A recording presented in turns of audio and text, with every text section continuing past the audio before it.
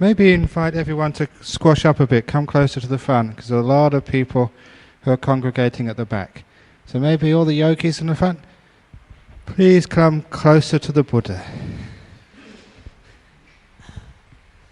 And all those in the middle, please come closer to the Sangha.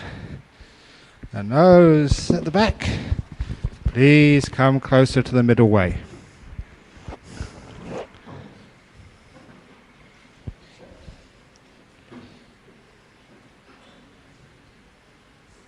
So please come and find a nice seat somewhere inside. There is lots of spaces available somewhere.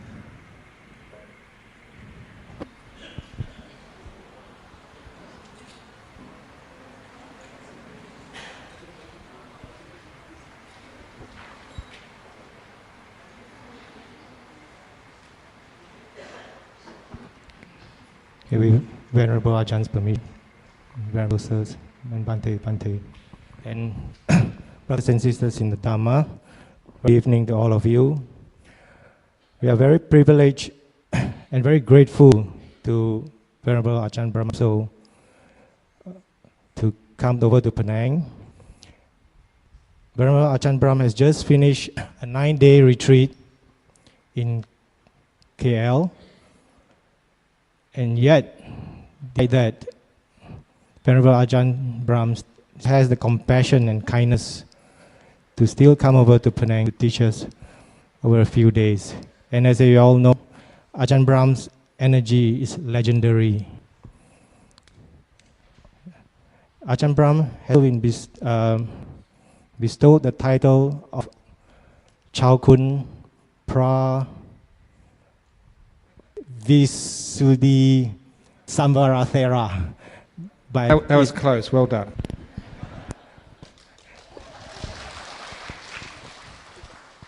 Sorry, it's a bit of a tongue twister. Chao Kun Pra Visuddhi Samvarathera, which was bestowed on Ajahn Brahm by the King of Thailand earlier this year. And we're very pleased to see all of you tonight. Venerable Ajahn, the special one who will give the talk tonight. By the way, there's also one couple who the title is actually Love and Marriage in Buddhism. There is actually a friend, a brother and sister who had just got married, had a wedding reception on Saturday, and they are spending their honeymoon in this retreat. I didn't tell Brahm beforehand on this. The title was just a coincidence, or was it something else? I don't know. Okay, it's a very good thing that you've come on this retreat. So fix you up before it gets too late. Because the title of today's talk is about love and marriage and Buddhism. And the reason why I give this talk, because very often you may hear talks on Buddhism about Four Noble Truths, Eightfold Path, this and that, which may be really interesting if you are a monk or a nun. But how many of you will ever become monks or nuns? Very few. And many of you will become married if you're not married already. And there's many stories about marriage which make me very, very concerned. For example, that one of the favorite similes for marriage, you know about the 3 rings of marriage, don't you? And what's the first ring of marriage? Is engagement ring. The second ring of marriage is wedding ring. And the third ring of marriage is suffer ring, yeah. And there's other stories about marriage too. About the man who told me that when he was engaged, he used to hold the hand of his fiancée out of love. Now that he's married, he holds her hand out of self-defense. A man who told me that, he never knew what happiness was until he got married. And then it was too late. There's many stories about marriage, and a lot of times about problems of marriage. And it's because of the problems of marriage that I'm giving this talk this evening, to try and solve those problems before they get too bad. Because you know what happens? If you have a problem in your marriage, who do you come under? Me. And because I like an easy life, because I like to have a peaceful existence, it's much better to solve problems of your marriage before they occur by teaching you Dhamma to end one of the most important parts of suffering in life, your marriage. Because the Buddha did teach Noble Truths, and the Four Noble Truths is all about suffering and the end of suffering. So this is one example of the teaching of Buddha on the Four Noble Truths and how to end the suffering of marriage and have a happy time together. Most of you are get married, and so let's actually use the Dhamma, the teachings of the Buddha and the great disciples, so you can have a happy and rewarding time together. Now the first thing about marriage is your choice of partner. And many of you, when you are young, you go to extreme lengths to choose a partner you're going to live with in life. You go to dances and parties in the office and other places to find someone who is compatible. Some people even do research. Research on your partner. Check her out or check him out. What sort of income is he getting? What sort of friends has he got? And has he had girlfriends before? And what's he done to them? So once you've done market research, the next thing you do is like when you buy a car. Having researched the vehicle you want, then many people these days go test drive to check if that's really the vehicle you like. So having gone to a great deal of trouble choosing your partner in life, why is it that so many people have difficulties once they've committed to buy?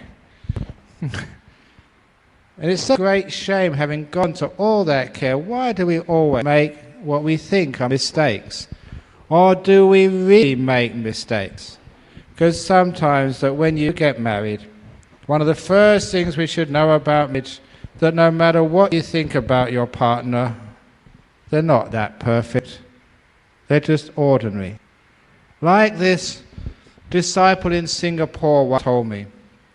She said that when she got married in Singapore, at the reception, her father took her new husband aside to give him some advice on how to have a happy marriage together. And he told his new son-in-law, his son, you probably love my daughter very, very much. And the new husband said, oh, she's so nice, she's so cute and beautiful and gorgeous and nice and warm and cuddly and a good cook, she's so charming. Everything about her is so nice, even the way she picks her nose is so sexy. And the father rolled his eyes and says, yes, that's what it's like when you fall in love. And that's what it's like in the honeymoon period. Everything about your partner is perfect, charming, and so lovable. But, said the new father-in-law, in a couple of years' time, some of you will be sooner, some later, in a couple of years' time, you will start to see the faults and defects in my daughter. When you start to see her faults, always remember this. If she never had those faults to begin with, she would have married someone much better than you. So always remember that. When your husband turns out to be a sort of grumpy or not so nice, always remember, if he was that perfect, would he have married you, or would he got someone better? Which reminds me of another story, that once there was this young man from Penang. And he came from a good family, reasonably wealthy, had a good education. So he decided he's going to marry the most perfect girl in the whole of Malaysia. not? He was wealthy, came from a good family, had a good education. He was going to take his pick. So he went looking, and in Penang, he found this really, really beautiful girl. What these days we call a hot chick. Many young monks in my monastery are now teaching me modern language. He found this really hot chick. She was gorgeous. But he didn't marry her. Even though she was so pretty, she was a terrible cook. And what's the point of marrying someone so beautiful if she can't even just make some noodles for you in the morning? So he gave her up and went further afield. Went down to Ipoh, and there in Ipoh he found a really beautiful girl, even more beautiful than the first one here in Penang. And what's more, she was a great cook. She could open up her own restaurant. Her food was that delicious. But he couldn't marry her either, because she was stupid. She hadn't finished school, and they couldn't have a conversation about things. She was so dumb. So he went further. And he finally found the perfect girl in KL. She was just so ravishing. She could appear on the front cover of the glossy magazines. And her cooking, just even thinking about it, made his mouth water. And was she charming and intelligent? You know, she was a professor at the university in UJ. Oh, she was intelligent, a great cook, and such a good looker. She was absolutely perfect, the perfect woman. But he couldn't marry her either, because she was looking for a perfect man. Now, do you understand that story? We were always looking for the perfect girl, and basically don't exist. And she's looking for the perfect guy, and they don't exist either. So in your life, if you want to get married, your loss is he's good enough, she's pretty enough. You won't find anything better.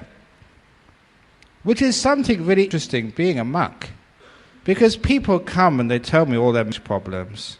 And even though I'm a monk, I'm celibate about 35 years now, even before I was a monk.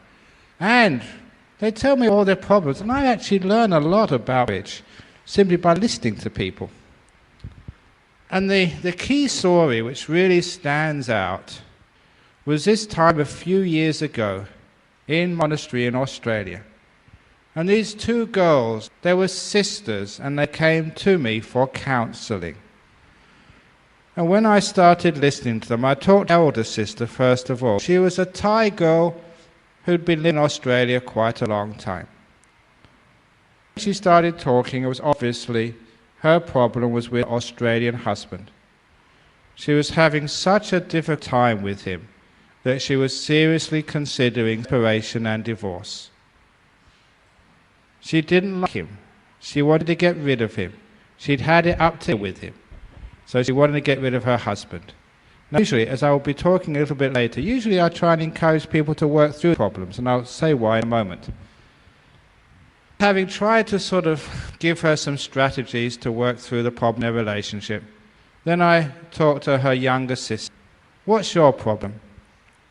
And she told that she was single. She'd been going out with these boys, but 1 month or 6 weeks it all fall apart and she had to start again. And she was getting old, and she was really concerned whether she'd ever find a husband. She really wanted a husband. And then an idea came to me. I said, look, your sister's got a husband he doesn't want. And you need one badly. Your sisters, swap. It made a lot of sense to me as a monk. But would they take that? No, they refused. But then, having made my joke, then I went deeper. And I turned to the First Lady who had a husband she didn't want.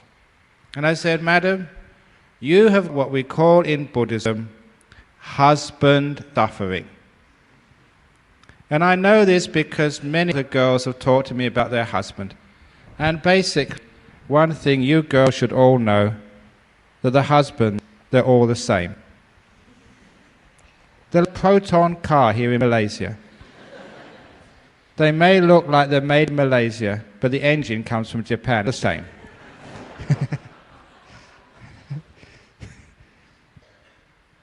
So don't think that if you swap your husband and get a new model, that it's going to be any different than the old one.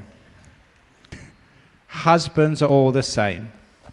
So you have, madam, what we call husband suffering. And just by the way, all men, all the wives are just the same as well. You may get sort of an Australian model, a Chinese model, or an American model, or a Thai model. But that's only the exterior upholstery. The engine and the electronics are all made in the same place. So I said to her, you've got what we call husband suffering. It's always the same. But, I told her, if you get rid of your husband and get divorced, you'll just have what your sister has. Single woman's suffering. That's what it's like in life. When we got a husband or a wife and we're having people, we think if we just get rid of her or him, all our troubles will be over. No, it's not. When you're married, you have married people suffering. And once you're single, you have single people suffering. Because you try to find another partner. So sometimes people think, oh, if you get married, you have suffering. If you're single, you have suffering. And they come to me and say, I want to be a monk or a nun. And I said, listen, you have got what we call lay people suffering.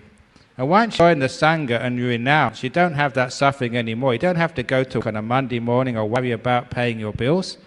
You won't lay people suffering anymore. You will have monk suffering. Having to get up early in the morning and eat what you want to eat and give all this talking and counseling and give all these retreats. This is called monk suffering. So I told them, look, instead of trying to change what you have and think if I get rid of my wife or if I get rid of my husband or try again next time, then next time it will be better. Think again. The one you've got is probably the average standard model. There's not the Rolls-Royce husband. It's not the Angelina Jolie wife. But it's good enough. Now, it's important to see it's good enough because when you think the whole marriage is shot and the husband is no good or the wife is too selfish or whatever, it means you're just going to try and make that marriage work. Now, if you really try and put some effort into it, it's amazing what you can achieve. This story told to me by a married counsellor, again in Singapore. That was her job. And she was a very, very clever girl. And one day, this client came to her, this middle-aged Singaporean girl. And again, she was fed up with her husband. He was quite a good provider. He had a good job. But he started coming back late from the office. And he gave all sorts of excuses why he was coming late. First she started to suspect, and then she was absolutely sure he had a China girl on the side. But she couldn't prove it. But nevertheless, she was absolutely sure. And anyway, he was coming back so late. He wasn't warm to her or intimate or kind. He just treated her just like almost like a maid. So she went to the counsellor and said, look, I'm sure this is going, I want to get divorced. And the counsellor was clever. She said, now listen, that's probably what he wants, to get divorced, so he can to follow his China girl or whatever. Do you really want him to be happy? Said his counsellor. And the client said, no, not what he's done to me. I want him to suffer like he made me suffer. I thought so, said the counsellor. Now listen to this plan. What you should do is like to start sort of sitting up a bit. Maybe go to the beauty salon, get your hair fixed up, and start getting some nice clothes again. Maybe a bit of perfume or whatever. And wear that when he comes home at night. Because I know what men are like. Get in love with you once. See if you can get him to like you again. Find out what he likes to eat. Cook that and be really nice and kind and charming to him. Because the plan is that once he starts to like you again, when he falls in love with you again, then divorce him. And she's, yeah, yeah, yeah. Great plan. Well, that's what they did. She started dressing up, made them in the beauty parlor, now got her hair fixed up. It's amazing what you can do with chemicals these days. And it's amazing, because she looked nicer and he was kinder, he started coming home earlier. And he started to be more friendly towards her. And the counselor would see her every couple of weeks, how it's going. And she kept saying, it's really going according to plan. He's coming back earlier, he's being more kind to me, he's being more sort of intimate and romantic. It's going according to plan. Great, said the counselor, keep on going. In a short time, he'll fall in love with you. Yeah. And then we can divorce him. Yeah. And then after another couple of weeks, she missed her appointment. And the next appointment too. But the counsellor gave her a call at home. So you missed 2 or 3 appointments. What's going on? So it's going according to plan. What you mean? He's falling in love with you? Oh yeah, I think he really has fallen in love with you. Falling in love with me, the client. Great, said the counsellor, now divorce him. Oh no, it's so nice being with him again and he's so kind to me. And of course, was the plan all along. That was a very clever counsellor, because the counsellor never wanted them to get divorced. All the counsellor wanted to try and do, to see if they could fall in love again. Which they did, and so they're happy together. Now, it tells you what can be done.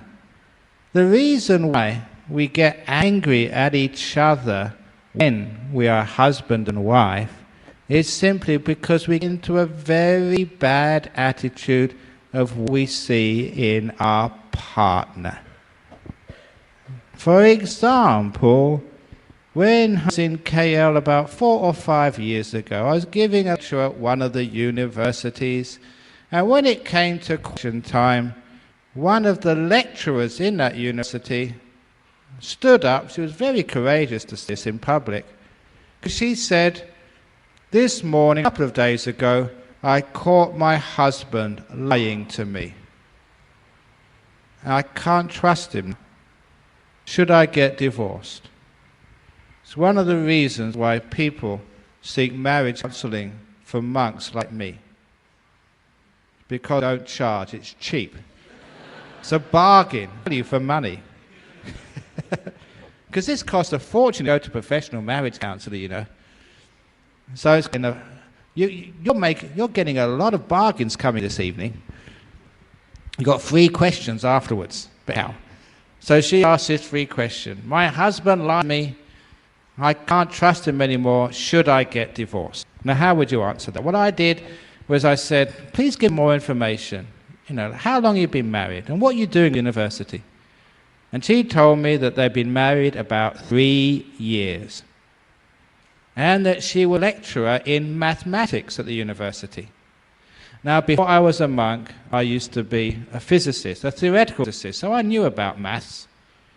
And so I said to this lecturer, this professor in mathematics at the university, brilliant young lady, I said, let's do some probability theory. Let's do some statistics together. Now, you've been married for 3 years. That's roughly 1,000 days. Give or take 10 or 15 days here or there. Let's assume, and it's a reasonable assumption, that over those 1,000, those 3 years of marriage, on average, your husband has said, say, 20 things to you each year, on average, which could have been right, could have been wrong. So that makes 20,000 statements he's made to you since you've been married. And now he's lied for the first time. According to probability theory, which you know better than me, I told her, it means the next time he opens his mouth, according to his past record, which is all you got to judge on, it's a 20,000 to 1 chance he's telling the truth. What do you mean he can't be trusted? Now do you see the point here? This was just an example when somebody makes a mistake. That is all we see. And we can't see any redeeming qualities or any of the good things when we see our partner has told a lie to us we don't see any of the truthful statements they have made. All we see is the lie. And because of just see the lie, that's when we think, I can't trust them, they're a bad partner, let's throw them away and get another one. It's called recycling. But that's not a good way to solve the problems of that particular type of event. So, the solution is to see the bigger picture. Don't just see all those times when your husband has come home late from work. Also see all the times your husband has come home on time for work. Don't just think of all those mean things your wife has said. Think of all the kind things your wife has said. And if you understand that, see the bigger picture. Even if sort of 364 days of the year your husband has come home late, if he comes home early one day, at least that's something to work on. Because once you see something which is worth encouraging, you have the means to save your marriage. And this is what I mean by this. Another true story, amazing story, which happened in Australia several years ago. This Australian woman had been coming to my meditation class every Friday evening for many years. But she'd sit in the back. I'd noticed her because she was a regular attendee. But she had never come to talk to any of the monks. One evening she came to talk to me. And she came to say thank you. Thank you for all the teachings and advice which she had heard. Because she told me she had begun coming to the Buddhist temple 7 years previously. And she said the only reason she came to the Buddhist temple was not because she was interested in meditation, nor that she was interested in Buddhism. That's not why she came. The only reason she came was for an excuse to get out of the house, because she had an abusive husband who was not just verbally abusing her, but was hitting her. It was a gross case of domestic abuse. And I'm sure that happens in Malaysia too. In the modern times, that is not acceptable. And even in a place like Australia, if a man hits his wife, he can go to jail. If they're married. It's very, very strong to try and stop such domestic violence in our communities. And there's no excuse for it. Because as a Buddha, there is another way. You don't have to hit her. I'll tell you afterwards how you can get your own way with your wife without her knowing. But anyway, he was hitting her, covered with bruises. Now she came because 2 hours in the Buddhist temple were 2 hours when she wasn't getting hit. In those days there wasn't counselling available, but what she heard was better than counselling. She heard something which in Buddhism we call positive forgiveness. Now I mentioned the word positive before forgiveness, because just forgiveness, as many of you will probably agree, is not good enough. You can't just forgive a man like that, who's just abusing and exploiting the weakness of his wife. There was something else which needed to be done. And this is a good example, because in life, too often, sometimes you think you're a Buddhist. Forgive, forgive, forgive. But sometimes you think it doesn't work just forgiving somebody else. It may be your partner in your company who's sort of cheating. Forgive, forgive, forgive. It may be your wife who's cheating, your husband cheating you. Forgive, forgive, forgive. And many times people say, is that what you're supposed to do? But that means that I'm treated like a doormat. That means partner does whatever they want to do, and I just have to sit and take it. Is that what forgiveness means? There's another part which is essential about forgiveness, and it's the positive part. What it meant was this. She heard from our monks, from myself and the other monks there at the time, to forgive the abuses of her husband. but to do something more. That every time her husband acted in a kind and sensitive or reasonable way, then to praise him, to respond with kindness, to hug, to kiss him, or just to say just how much appreciated that small act of kindness, and forgive all the punches and all the beating. To focus instead on anything you see in your husband which is reasonable and kind. Now, not many people can do this, but she was one of these amazing women, one of my heroes, who I look up to and think, wow, that lady is like a saint. Because she told me it took her 7 long years, but my goodness, it worked. Every time she was hit, she took it on the chin, walked away without complaint. But every time, every small act of kindness which her husband did, she reacted in such a positive way, with a kiss, with a hug, thank you so much. She overreacted. But the result of that, as any psychologist would know, was that the abuse, because it was forgiven, it wasn't focused on, it wasn't made a big thing, that got less and less, and the kindness got more and more. Whatever you respond to, whatever you reinforce, tends to grow. And she said now her husband is the most gentle, kind, loving man any woman would want. And they came to the monastery with their 2 children. And you could see she had this amazing, wonderful relationship. She changed her husband from a monster to this gentle, sensitive, middle-aged man. And they had these 2 amazing kids. She did that. She made her happiness, her marriage, and at the same time, with compassion, changed a bad man into something very wonderful. And when I see her, I just think, wow, she sort of shines. She's got this beautiful twinkle happiness in her eyes. She made that happen. Maybe you can't go that far, but certainly if you have a relationship, a marriage, don't go focusing on all the faults in your partner and making that such a big deal. Because if you do, you know what happens? You start speaking to each other in a bad way. As they say, in the first year of a marriage, the woman listens to the man because she loves him. In the second year of the marriage, the woman talks and the man listens. In the third year of marriage, they both talk and the neighbors listen. And whereas they're shouting at each other.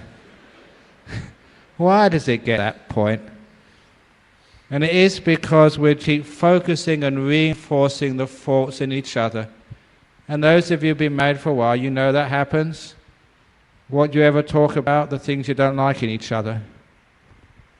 So why can't we just put them aside? Because this is basic Buddhist psychology. And instead focus on the things you respect, you care and love about each other. And if you did that, those are things which will grow. So every time your husband does something you really appreciate, which you like and consider wonderful, reinforce that, even go over the top, give him kisses and hugs. Say, oh, it's just a nice, kind, wonderful thing. You're such an amazing husband, to wash one dish. Oh, amazing. Whatever it is, over the top, because everybody likes praise. That 12 months ago I was visiting the United States, and there's this one fellow who was making a fortune. He started up a company in the United States and quickly franchised it to train your pets not to poo or pee in the house. Because people they have these little puppies or kittens, and anyone who's a pet in an apartment or a small house knows that pet can cause a lot of damage to your expensive furniture. Because they're animals, and they will poo, they will excrete or urinate anywhere. So you have to potty train your pets. And this guy was doing it for them. It was a potty train business for your pets. And it was a very simple technique. this man and then his other co-workers, the ones he trained, would go and be with a little puppy and take it outside, into a park or a little tree or somewhere where it poo or pee without any problem. And it would wait there, and when that little puppy did its business in the tree, then this man would jump up and down for joy, punch the air, do somersaults, sing a happy song, jump up and down with joy, and the little doggy would see that. And the little doggy, even though it's an animal, would see that whatever it did made the human being so happy that it would only poo outside from that time on. It was positive reinforcement. Now, if that works with little doggies, surely that can work with your husband. I'm not saying your husband is a little doggy. But if you're kind to him, he does wag his tail. And you can do that with your wives. It's called positive reinforcement. So whatever you want to see grow in your partner, reinforce. However, that I did hear later on there was a downs in that business, because there was a few of the animals who were trained that way, who were in the house or apartment while the husband was watching the football on TV. And when his team scored a goal, he would punch, jump up and down, and the dog would poo on the carpet. But apart from that, you can soon force that out. Apart from that, it worked perfectly. Now, this is an obvious thing, but it's a very simple thing that can save your marriage. No negative reinforcing, which is what we usually do, but a positive reinforcing. With that positive reinforcing of the good qualities of your partner, it's amazing what can happen. Positive reinforcing is actually how you can change many people. I know people say, oh, you can't change partners in marriage. You can't change your husband. You can't change your wife. What you're stuck with for life. But that is not true. People do change, and they want to change. All they need to know is how to change. And this is how people do change.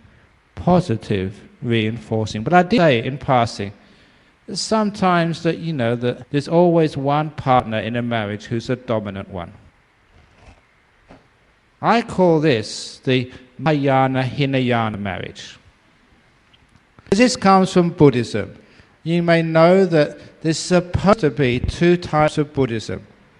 The Hinayana Buddhism, where you're just concerned about your own enlightenment. You just want to become sort of peaceful and enlightened, and you don't care about other people. And the other type is where you give up your enlightenment. You don't care about yourself, but you give yourself, you sacrifice yourself to all other things. Now, of course, that doesn't actually relate to life, because I'm supposed to be a Hinayana monk. How hard I work for other people.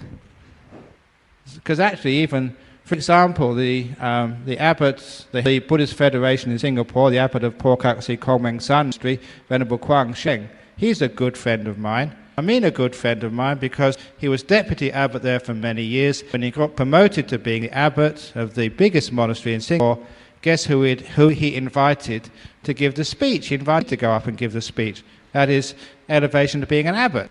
And I was very touched with that, by that. And I said, in my speech, I'm a sort of the small vehicle. But in places like Singapore, small vehicles have many advantages. You can find car parking spaces and you can get around traffic. So they like that one. But it's not true, because he calls me a Theravada monk with a Mahayana mind, because I work hard helping other people. But nevertheless, it's a way of looking at a marriage. Because usually in a marriage, one partner is Hinayana. They're just caring for themselves, they look after themselves, and they just want. And the other part is a Mahayana partner, who give. Those of you in a marriage know what I'm talking about. And usually, and I was saying as a monk, as a male, it's usually the Hinayana person is the male, and the Mahayana is the wife. It's true, isn't it? Both are wrong. It's a dysfunctional marriage when you Hinayana, the other one is Mahayana. If you're Hinayana, you're just thinking of yourself. You're not really contributing to the marriage. You're trying to get what you need, your requirements, your desires. You've got your career. You just want your wife to sort of support your career and get on. You want sex when you want it, and you know about her, and what you want is important, and your life is just important. A life like that is selfish. It doesn't actually grow in the love which needs to be created. A marriage really strong. Nor is the Mahayana ideal right. Just give to your partner. Sacrifice. There comes a time when you've had enough. You're dry, you're burnt out, you're frustrated. What's the point? And you just give up then. Both are wrong. Which is why that when I do marriage blessings, I tell the happy young couple, because this is one time when they really listen. They're all soft, and they listen to me with big eyes and open mouths. It's the two times when people really listen to a sermon. Once is get married, the other's at funerals. They always listen to what I say at a funeral. So there they are listening, and I said to them, from now on you're married, you should never think of yourself. And they all, yes, they understand. And then I say, from now on you should never think of your partner. What? What's he talking about? That's what they think. From now on he thinks, I'm just going to think about her. And she thinks, from now on I'm just going to think about him. And I say, that's wrong. And they get really confused. Which is the whole point of teaching.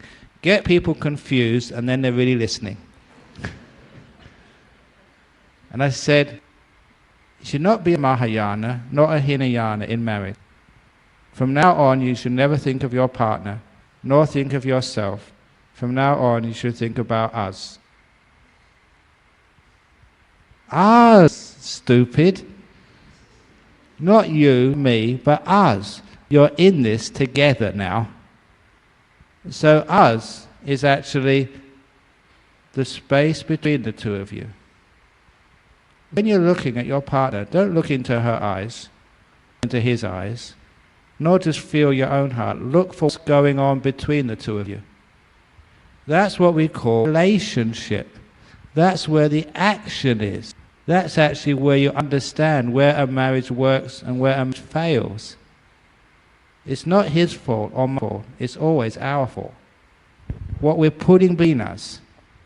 Now, for you yogis on a retreat, that's exactly how you get success in meditation. I'm just going tangent here because this is part of a retreat. It does not matter what you're experiencing in your meditation. It does not matter how skilled or unskilled you are, whether you're man, woman, monk, layperson, or whatever. What's really important in meditation is not what you're experiencing, but what's between you, the observer, and what you're experiencing, the observed. If you put peace, loving kindness, freedom, gentleness in that space between you and what you're observing, you'll find your meditation takes off. If you're watching the breath, if you're watching like this, putting force and will between you and the breath, you're going to get nowhere.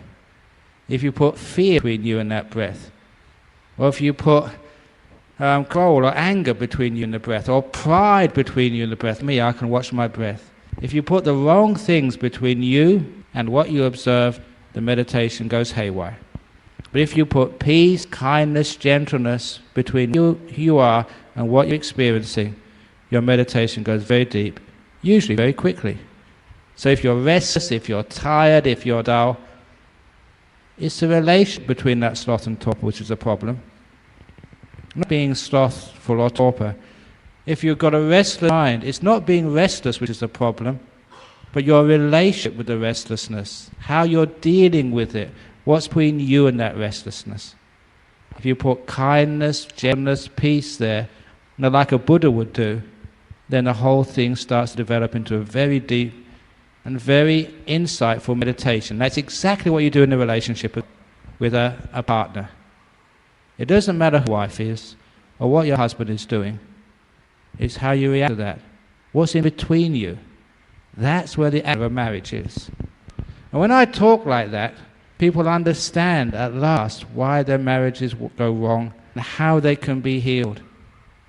When they look in the right place, the relationship, how you're talking with each other, looking at each other, reacting to each other, in between, that's where you should look. And make sure there's peace, kindness, gentleness there. And if that's what you put between your partner, your relationship is going to grow, blossom, and give you incredible peace and happiness in life. Because if you're not going to become a monk or a nun, then life gets very lonely just being by yourself. And people do need partners if they're going to live as lay people in this world. And one of the greatest things is actually to see these parents, happy people who are at peace with each other, who've gone through the arguments and come out the other side, not defeated by those differences of opinion, but enriched and able to live together in such peace and harmony, and with true love between them. What a great example that is to our children. With my mother and father, they used to argue, but one of the wonderful things I remember from my childhood, they would argue, and my father would storm off, not wanting to speak to his wife, my mum. But then after about 10 or 15 minutes, or half an hour at the most, he'd come with his head bowed, give her a hug, and have a kiss. They'd make up. The wonderful thing I saw was they'd always make up in front of their children, my brother. So what I learned from that experience was it's okay to argue. You're a human being. You have differences of opinion. Because you have differences of opinion, you will argue, you will see things from a different angle. But the most important thing was to put those things aside and remember what truly is important, your love together. And when I saw my parents making up like that, I realized, it's okay to argue. There's something bigger than being right. And to understand, there is one of the favorite stories about marriage coming from my wonderful teacher, Ajahn Brahm. Many of you have heard this before, but I can't resist saying it again. It's the story of the chicken and the duck. Now remember this, because of all the stories, this is one which saves your marriage. There were this happy couple, this husband and wife had only recently been married, just like the people who are on this retreat. And after the retreat was finished, they decided to go for a walk in the botanical gardens. And as they were going for a walk in the gardens, they heard this sound. Quack, quack, quack, quack. And the wife said, "Oh, darling, listen to that. That's a chicken." And he said, "Pardon, darling?" "That's a chicken which just went quack, quack." And he said, "Darling, I love you, but chickens don't go quack, quack. They go cock-a-doodle-doo. That went quack, quack. That was a chicken." And she said, no, I'm sure that was a chicken." He said, "No, it can't have been. That was duck." And it went quack, quack again. Quack, quack. "See, it's duck." She said, "No, I'm sure that's a chicken."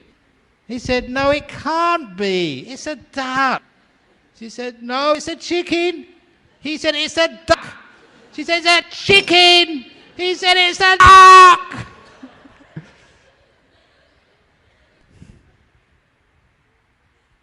That's the thing, I got around, didn't I?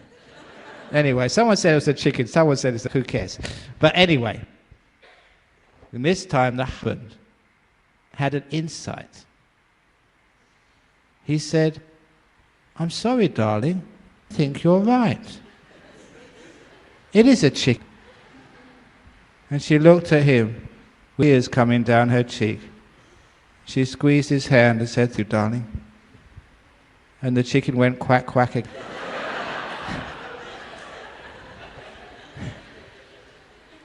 And they continued their walk at peace in love, without having any problems about getting a lawyer and figure out how they can actually share the assets.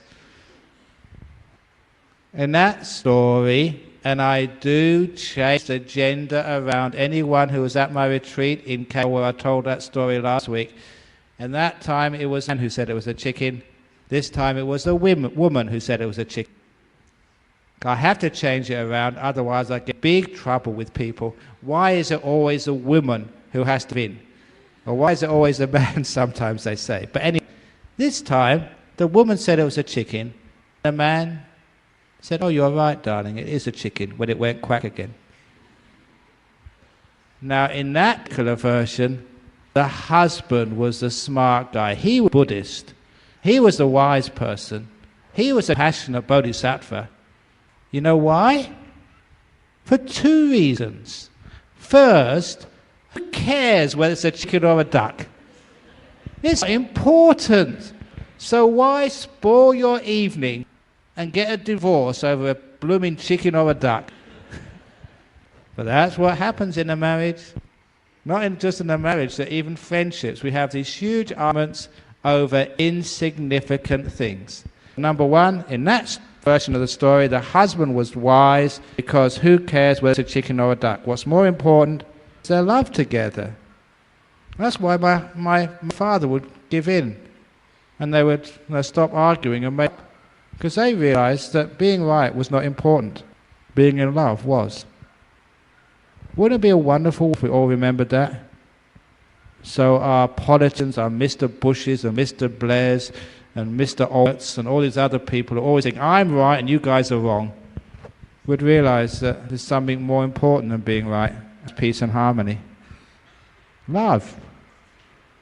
So, first thing, that husband was smart because he realized it didn't matter whether it's a chicken or a duck. Just give in, make my wife happy. And number two, he was also doubly wise because sometimes we are so sure we are right and it turns out later we're wrong. That could have been a chicken. Really could have been a chicken, a genetically modified chicken. Made to sound like. It's amazing what they can do now with messing around with your genes. So there we go. The girl could have been right all along. A genetically modified chicken got quack instead of cock-a-doodle-doo. Now the moral of that story is that times that we argue and we create this terrible feeling of marriage because we think we're right and we don't know what's really important. So if you remember that story, especially the two of you who got married, that story above all will save marriages. I always tell it when I do marriage blessings. Once at a food fair, a fund fair, which we had funds for our monastery, a woman came up to me and said, you remember you performed our marriage blessing about 6 months ago. She wanted to tell me this story. The reason why she was been giving up her weekend to help raise funds was because I saved her marriage. She said after getting married, after a couple of weeks, they started having arguments. Well, that wasn't really an argument because she would get upset and he'd just stand there. You know what men are like. Just stand there.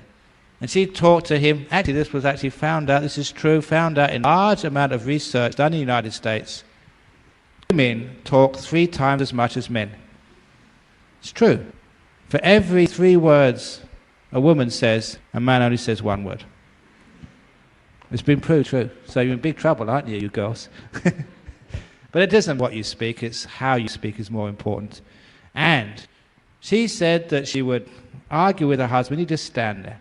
And that got just so frustrating, so much so, that after about 5 months, she confronted him. She said, look, every time there's an issue in our marriage, you just stand there. You don't contribute. Don't you care about our marriage and our relationship? Why don't you get involved and what you think? And he stood there again, but this time he spoke, but only 2 words. What he said was, chickens, ducks. And she said she remembered the story I told. And she realized that why her husband was not going to argue with his wife. Because of the chicken and duck story. Why argue over these small things? What was more important? They loved each other. So they often kissed and never argued again, they told me. And they had this wonderful relationship together. Now do you understand about the Dhamma and how it brings married people together? And when married people can actually live in harmony together, the children learn from their parents by example how to live in harmony, and then maybe they may go out into the world and have harmony and peace in the office without too much stabbing, and then they may have harmony and peace in the government without any sort of politicking, and harmony and peace in the world so there's no wars, simply because they start a family to learn how to live together without arguing. What a wonderful world that would be. The marriage, family, is where we start from. All kids, or at least most kids, start in a family. And that's where they learn about arguments. But that's also where they learn peacemaking. So isn't it wonderful if we can turn our families, our marriages, into great examples, so our children can learn how to live, love, respect, and get on with each other. But I did actually say, I was going to actually tell you, get your own way with your husband or your wife, without arguing with them, because there is always a dominant partner, but the other one can outsmart them. This is how to outsmart your partner and get your own way without them ever finding it. Because when I first went to Australia, there was another monk who was my senior. He was the abbot and I was number 2. And he was a very dominant personality. But I was smart. And so this actually happened. Many of you may also know that because we were very poor when we first went to Australia, I had to learn how to build with my own hands. Many of the buildings in my monastery I actually built myself. So one day I was walking with him in the grounds. We needed some more huts for the monks. So I pointed out a possible site, and I said, that would be a good site for a new hut. And he looked at that and turned around to me, that's a stupid idea. That's completely ridiculous. That's a terrible site for a hut. Now, if that was your partner, what would you do? If you were dumb, you would stand up for yourself and argue. Don't go that path. Use psychology instead. Be sneaky. So I was sneaky. I said, oh, okay, never mind. I dropped it immediately. I'd wait for usually 2 weeks. And then when we were walking together again in that area, I'd say again, you know, there'd be a wonderful site for a hut for a monk over there. And he'd say, nah, that's a stupid site. Don't be ridiculous. We're not going to build anything there. But I would drop it again. What I knew from my understanding of meditation and the mind, once a person says something, you may reject it as a stupid, ridiculous idea, but it's already too late. It's got into your subconscious. And all I needed to do is to reinforce it, maybe after 2 weeks, at most 3 times. That's all I needed. Remind him again after 2 weeks. He'd have forgotten about it. I'd say, oh, it'd be great if we put a hut over there. He'd say, oh, stupid idea. But then a few weeks later, I'd be walking with him, and he'd, out of nowhere, he'd say, you know, that would be a nice site for a hut on that hill there. Because it had been in his subconscious and had been working through the system. And if it is a good idea, and of course all my ideas are good ideas, like all your ideas are good ideas, if it really is a good idea, then it would actually come to the surface, he will see it for himself, and he will think, and this is the most important part, he will think it's his idea. But you put it in there. But you don't tell him that, because he has to be the boss. So after he said, we should put a hut on the hill, I'd say, wow, what a brilliant idea of yours. And I knew where it came from. So that's actually how psychology works. You put these ideas into people, but if you argue, they know what's going on, because it becomes a too important issue for it, and they remember it. You've got to choose your time. Just when they're nice and peaceful, they're thinking about something else, you slip it in there. And they say, stupid idea. Okay, forget it. Reinforce it a couple of times, and you'll be amazed how well that works. You can get whatever you want out of your partner that way, as long as it's a reasonable, good idea. So that's a way you can do these things without getting into arguments and problems. But when there is a problem, sometimes we do need to talk about the problems of marriage. But what happens, we always choose the wrong time and place, which is another problem. If there is a sensitive issue, don't confront your partner when they come home from work tired, or when your wife is going through one of those periods once a month where you've got to really tread gently, or when some difficulty has happened. Choose your battlefields. Every general knows that. And the best battlefield for actually talking to someone is the restaurant late at night, or some other romantic place. If you want to talk to say you talk to your wife about something, take her out to her favorite restaurant. Dress up, take her out, doesn't matter how much it costs. And when you come, it's much cheaper than a lawyer anyway, restaurants. Once you come to the final course, she's so soft and malleable, like putty. You can ask her anything, and she'll say yes. It works. I told my monks that because sometimes, I get very tired, and they got to ask, can I go over to see my mother in England or something? Can I go here? Can I go to India on pilgrimage? And they know now, if I come back, say from Malaysia, really tired, that's the last time to ask. They usually wait for the opportunity. They look at me and say, I'm in a good mood. I just had a nice cup of tea, or something nice has happened. And when they see I'm in a good mood, they snap up the opportunity. Because when you're in a good mood, you always say yes. So please use psychology in a relationship and a marriage. Don't be a dummy and just spout out what you think you need to say whenever you need to say it. It's all about us, not about him, not about me, but about us. When you know how to do this, you'll have a wonderful marriage. You'll be smart, you'll be developing wisdom, compassion, the skills which aren't just for a marriage, but are for life, for your kids, even for your committees. There are too many Buddhist committees sometimes which are committees before they're Buddhist. They argue with each other. And that's very bad for if you're a Buddhist to start arguing. So you should learn these amazing ways of having compassion and kindness and working together, just like husband and wife, to have love with each other. When you have love, you do have that peace, and you do have prosperity, and you work together, which is what the Dhamma is all about. So when you understand that, you can understand how you can have a happy marriage.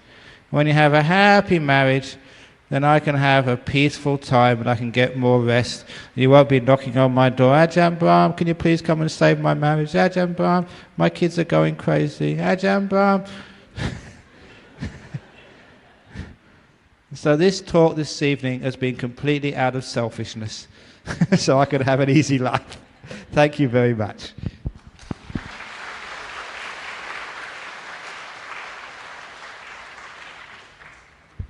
Okay, are there any questions from the floor about love and marriage? I will just answer some on the piece of paper over here. Is there any other sort of pieces of paper around where there's questions? Because if there is, then I can bring them up and I'll try and answer them.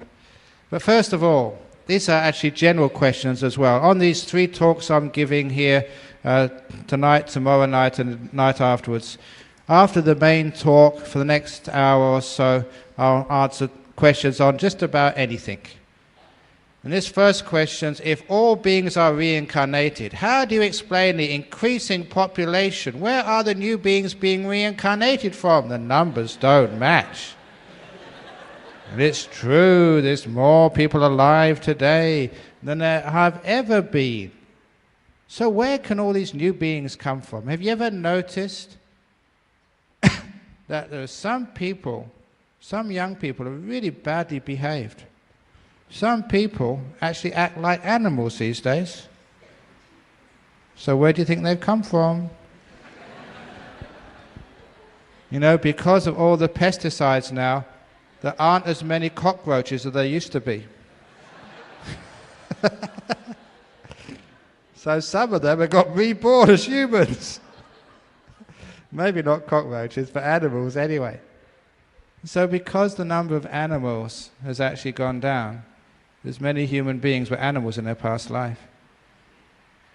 Here's a nice story for you, a true story, from one of the monasteries in Thailand.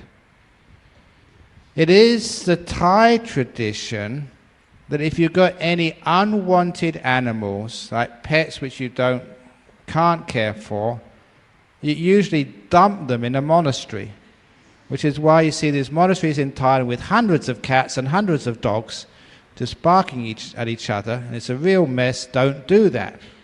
But people do that because they think the monks and nuns are so kind and compassionate they will look after them, which they do, but it's a big mess. So don't do that. But one day, this layperson bought a monkey from the market. It was being very badly mistreated. Now, it was caught when it was very young, put in a cage, and the cage was just really small, and the people weren't kind at all to these animals. So they brought it to the monastery, and the abbot accepted this monkey just out of compassion for it. This poor monkey had been sort of beaten and mistreated all his life. So they brought it to the monastery and they let it out and they looked after it and cared for it. And of course, if you care for the animals really look after and care for you. And soon the animal became part of the monastery. It was a forest monastery too. And every time there was tea time, because in those monasteries the monks would have tea maybe 3 or 4 o'clock in the afternoon. And the monkey would always be in the dyeing shed with the other monks, and he would also have a cup of tea too, which he would hold in his paws and drink, just like the monks. It was really sweet and cute. But this monkey was very protective of the abbot, because the abbot had literally saved his life.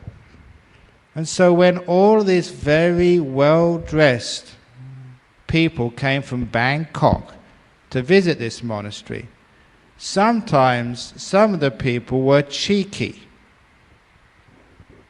And when this was a very intelligent monkey, if it saw anybody being cheeky to the abbot, this is what he would do.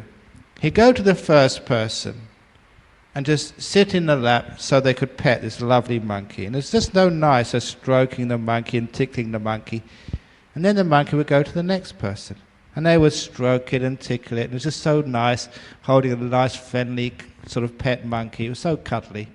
But when it got to the person, usually the woman who was cheeky, he would go on the lap and bite her to show, do not be cheeky with my master, this monk. And unfortunately, it bit so many women from Bangkok. Not sort of badly, but just to make it sure that they should be more respectful to these very senior monks. So the abbot thought, the monkey shouldn't do this. Perhaps we should take it back to a nature reserve. So the abbot told his number 2 monk, get a car, we'll take it to this animal reserve, which was in the middle of a big lake, this big island surrounded by water, which the government had reserved for nature, for wild animals to live and be protected. So the second monk took this little monkey, he was very upset, but very docile, and got the boat, rowed over to the island and let the poor monkey go. But the monkey never wanted to go. He just stood on the shore, forlorn and sad, as the monks rowed away. Because the monkey didn't want to go. He'd been naughty, he'd been a bad monkey. He knew he'd been bad, and now he'd been put on the island. But there's many other monkeys on that island, so, he should be okay. But a few days later, the abbot, who was a great meditator, had psychic powers. In his meditation, he saw a vision that this monkey was not having a good time. He wasn't used to looking after himself, so he's really hungry, alone.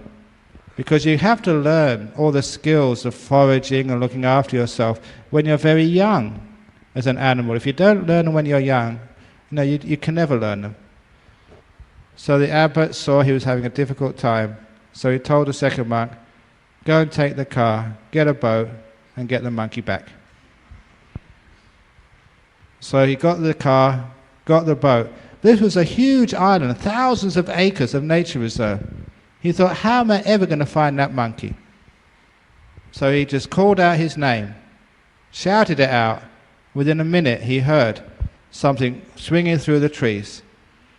It was a monkey, and he leapt from the tree right into the monk's arms. He was just so happy he was with his friend again.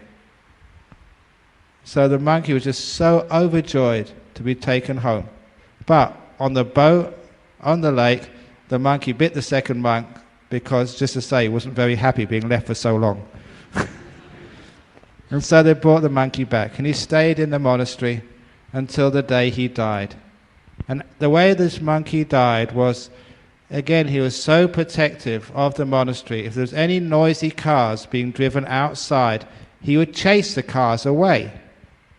But one day he chased a truck, and the truck ran him over and killed him. And that was the end of it wasn't actually the end of the monkey, because the abbot was sitting in meditation at the time and saw what happened. The stream of consciousness of this monkey left the body and went floating into the village. Now, because the monks go on alms round every day to the village, they know all the villagers. It's like being a family member. And he saw the monkey go into the womb of a pregnant girl. He saw it go in. And he told some of the monks what had happened to the monkey. And a few months later, when the woman gave birth, the baby boy, it was a human being, but it was very hairy for a young baby boy. It was a monkey. Had got a rebirth as a human being. And unfortunately, that abbot told too many people. So that poor young boy, when he goes to school, he's going to really have a lot of teasing from his friends. Hey, monkey, monkey, you were a monkey in your previous life, you're a monkey now. He was a monkey in his past life, being reborn as a human being. So that's what happens. People get reborn, even from the animal realm, into this realm. Any comments about that? Hands up if there are any monkeys here from the previous life. If any of your teenage kids like sleeping a lot, perhaps they were dogs or cats in the past life. Because they like curling up sleeping. Anyway, in addition to the question I asked you this afternoon, when my body... Okay, this is somebody asked a question this morning about meditation. I get some strange experiences in meditation. And this lady had an experience of her body changing shape and her body turning into a triangle. At least that's what it seemed to be. In addition to the other questions I asked you this afternoon, when my body turned into a triangle and my legs lengthened with heads rocking vigorously, instead of feeling the calmness, I developed fear and searched frantically to come out, but very difficultly to do so. Why? And so how to overcome the fear. Now this is just some of the weird things which can happen to you when you meditate, but you don't need to be afraid because nothing ever goes wrong. It's like having a free movie go in your head. It's very interesting and fascinating, but all it is I call it your perception being freed, so it can do weird and strange things. For example, one of the first times this happened to me was I was in Wat Nana Chat many years ago, and I was passing what was then the washing area, and I looked on the washing line and there was a black towel. And I stopped and looked at that towel, and it was jet black. And I thought, they don't have black towels. Pink, green, yellow, white is the most common, or blue. But have you ever gone into a shop and seen anyone sell a black towel? And I looked at it for about 3 minutes, and this is weird. I don't know anyone with a black towel. I never knew that black towels existed. And as I was looking, perfectly alert, it was the middle of the day, maybe 1 or 2 o'clock in the afternoon, then the towel turned back to white again. It was really weird. You saw something over many minutes and then change colour. This is just what happens when your mind starts to go very strong. What is black, white anyway, but just these labels which one learned at school, in culture, which have been reinforced from the time you were small until today. What happens in meditation, all those constraints get taken away and your perception can see things in a completely different way. There's nothing to be afraid of. You don't go crazy, because it only lasts a little while when you're in the deep stillness. When you come out again afterwards, black towels, white towels, they come back to their normal state of mind. But those of you who are meditating, there does come time, it's amazingly common, where you're sitting there and you think you're rocking, or your body is expanding, your head is becoming a balloon, you're going to float up into the sky and hit your head on the ceiling. But I guarantee, absolutely 100%, you are being absolutely still, you're not moving, you're completely as you were when you started, nothing is changed, it's just the way we look at things. It's weird, but it's just perception playing around. And many teachers say, just reject that straight away. But for you yogis who sometimes have to sit here and meditate all day, it's a wonderful little vacation for you. At last, something interesting, and you can see all these weird and amazing things which are happening in your body. So go for it. Weird stuff is interesting. It's having your own special effects, even better than Mr. Spielberg can ever concoct. And afterwards, it all just fades away. So the only thing which is a bad part of it, if you get afraid, and we just get tense, that's all. So you've got nothing to be afraid of. I've been teaching meditation, I worked out today about 25 years, and I haven't yet to have a casualty. No one has died on my retreat, no one has got crazy, but many people have got very peaceful and very lots of deep insights. So you are okay, you are safe. So if those things happen, enjoy it, get into it, and tell me about it afterwards. Maybe I can write a book one day of weird experiences in meditation, be a bestseller. Because people don't like Dharma, they like weird experiences. Ghost stories, Deva stories, weird experiences, yeah, they'll read those. How to reduce greed, hatred and delusion in our daily life, e.g. meeting with the difficult people in our daily job. Okay, look, in your daily job. On 2 days' time, I'm going to be talking about how to be a successful Buddhist business person, or something like that. So this is how you can be a successful business person and be a Buddhist at the same time. In fact, Buddhist people are, if you really know your Buddhism and your Dhamma and your meditation, you can have the competitive edge in Penang. You can outperform your rivals. Your company can go up the stock market list of top 50 companies because you have the Dhamma behind you. And I'll talk about this in a couple of days' time. This is no joke either. It has actually happened. But reduce greed, hatred and delusion. It doesn't mean you don't have any desires because you've got to feed your family, you want to do well in life, but it's actually keeping it in the middle way so you don't go over the top and create more problems than it's worth. And hatred is a very bad strategy, because when you get hatred, you get angry at somebody else, it never works. You just make the problem worse.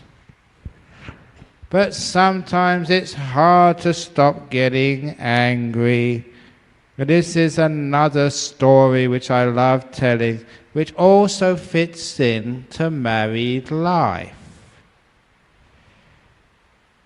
This is the story about the man who went to buy the eggs from the market. A long time ago, there was a man who had the afternoon off work. He was at home just pottering around while his wife was making the dinner. And his wife called her husband over and said, "Darling, I'm short of eggs. I need some eggs. Would you mind going to the market and buying me some eggs?" "Sure, darling," said the husband. "I'm not doing anything, but you'll have to show me what to do. I've never been to that market before." So she gave him the basket, gave him some money and directions, and off he went happily to the market to buy some eggs. When he got to the market, this young man, must have been about 18, came right up to him and said, "Have you been wearing dog shit for aftershave? You are so ugly, you look like a camel. The back end of a camel, that is. You stink and you look like the most stupid man." And he said much, much worse things than those, but I'm trying my best, and there's a certain limit which even I can't go past when it comes to the way people insult each other. And this young man was really insulting this husband. And the husband got very angry and upset for two reasons. First of all, he never knew that young man. Who is he anyway? I don't know him. I've never done anything to him. And secondly, it was in public, in front of all the people shopping in the market. And he told this young man, "Look, leave me alone. I don't know you. What are you doing this to me for?" But that young man got even worse. He said some terrible things about this husband. And everybody heard it. And that was enough. The husband got so upset, he turned around and went home. When he got in the door, his wife said, "You're back early, darling." "Ugh. Did you get the eggs?" "No. And don't ever send me to that stupid market ever again." He was really upset and angry. As you can imagine, you would be if you get scolded in public like that and you're completely innocent. But the wife was very clever.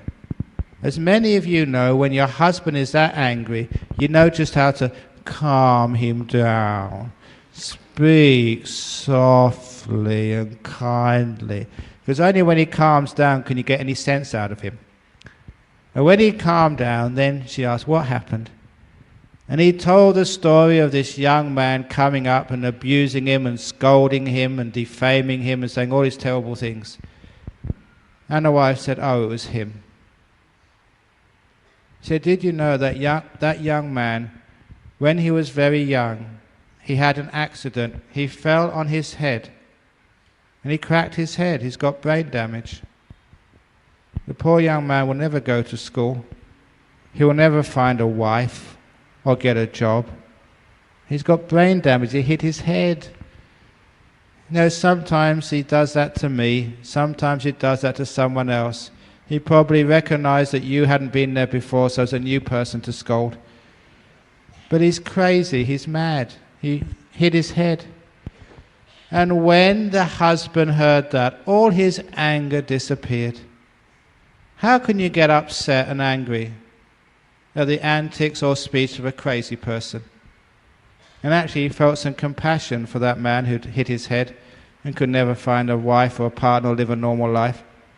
Because brain-damaged people, it's just so sad. So his wife saw he'd cooled down and said, "Darling, I still need those eggs." So "Okay, I'll go to the market again. And don't mind that young man." He said, "Okay, now I understand he's crazy. He's hit his head. It doesn't matter." So he took the basket and the money, went straight back to the market. The young man saw him again. Hey, here comes dog poo. Close your eyes, this guy is so ugly, like the back of a camel. But this time it didn't matter, because the husband knew this guy was crazy. He went right to the egg store, and the lady said, don't mind him, he's crazy. Yeah, I just heard. He hit his head. Yeah, the poor boy, never get a wife, never get any life at all. He just hangs around the market. We let him abuse us. That's the least we can do for someone who's brain damaged. So the young man abused them all the way in the market, all the way out of the market. This time the husband didn't matter, because it was a crazy person. Now the moral of that story is this. If your husband comes home from work and scolds you and gets angry at you and calls you all sorts of names, just assume he must have hit his head somewhere that day and he's temporarily insane. If your wife argues at you, she must have hit her head while she was doing the cooking. Because it's true. Anyone who shouts, abuses, gets angry at someone else, in Buddhism we call that temporary insanity. No smart, wise person gets angry and scolds others or says those things to the people they love. So remember that. If your partner starts to get angry and scold you, they must have hit their head. They're temporarily insane. So wait for them to get their act together again. So that's one way how we can reduce anger in the world and also anger in our marriage. Next question. When meditating, is it always easy to get a headache when concentrating on the breath? How to solve this problem? Okay. Now I want you to look at me, especially the yogis in the front seat. Many people, when they watch their breath, actually, may I take my glasses off? It might be easy to see. Many people, when they're focusing on the breath, sometimes focus on the tip of the nose. And even though they've got their eyes closed, sometimes psychologically you don't realize your eyes are closed. And when you're looking at the tip of your nose, that's what you're doing. You're going cross-eyed. And for those of you who watch the breath at the tip of the nose, if I could peel your eyelids open, that's what you'd be doing. If you do that for half an hour, no wonder you get a headache. And that's actually true. Because those of you who try and watch the tip of the nose, actually check your eyes. That's usually what you're up to. That's why you usually get headaches across here. So don't watch the breath at the tip of the nose. Wherever your breath happens to manifest, that's where you watch it. The mistake is, for those of you who are interested, is the mistranslation of the Pali word purakata. When they say that you establish mindfulness purakata, people think that means in front of you. That's one possible translation of that word. But in front of, it's much closer to the English word, give it priority. Because when you make something prior, that means before, in front. But in English, the word priority means you make it important. So when it says, you start by making mindfulness important, this is the main thing you're doing at the beginning. Establishing that mindfulness above all other things. You make it first. You don't establish mindfulness in front of you. And most people think in front of you means here. It means making it important, that's all. You don't just watch your breath here, because sometimes it's not here, it's somewhere else. In just the same way, today, I'm sure, being like Christmas Day in Australia, many people would have gone to my monastery in Australia looking for Ajahn Brahm. I'm usually there. That's where my monastery is. But they would not have found me. Why? Because I'm in Penang. In the same way, sometimes your breath is here, but sometimes you can't find it here. You know why? Because it's somewhere else. So you look for your breath wherever it happens to be. And that's actually much more relaxing and far more effective and closer to the Buddha's teachings.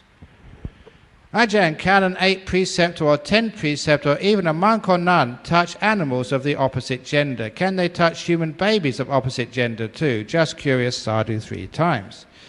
It's according to the rules of Vinaya, the original rules, yes, you can touch something of the other gender as long as it's not with lust. This is actually, even though the commentaries say otherwise, even a female animal, no problem at all. But when it comes to like female babies, then you know already that in some religions there's many accusations of abuse, sexual abuse.